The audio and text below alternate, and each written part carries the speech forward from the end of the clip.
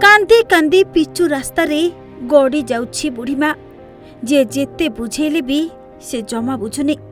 बेले बेले दौड़ी जाउछि भेंडिया पुअर घोड़ा होइथिबा से सब पाखकू छाती को पिटी पिटी पुओ पुओ बोली केते डाकुछि हेले पुओ उठुनी कि जवाब देउनी। जो कांधरे मां मोसाणी जाइथांता जहा छत्र छाया तले बुढ़ा बयसटा कटिथांता से किंतु बहुत आगरू बाट काटी चलीगला। विधवा माँ कथा टिके भाबिलानी। निष्ठुर दैव पथर पालटी गला ता पाई। अकालरे भेंडिया पुओ को बाहुडेई नेला। हो आज्ञा घन कुहुड़ी नेला जीवन।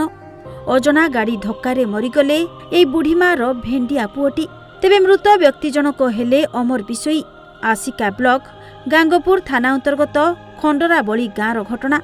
सबुदिन परी सकाळु सकाळु कामकू बाहरी जाउथिले हेले से जानि नथिले आजी से नुहे तांको शव घर को फेरिबो बोली।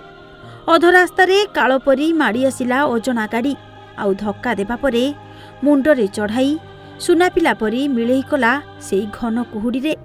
लोके रास्तारे मृत शरीर को रखी रास्ता रोक करछंती।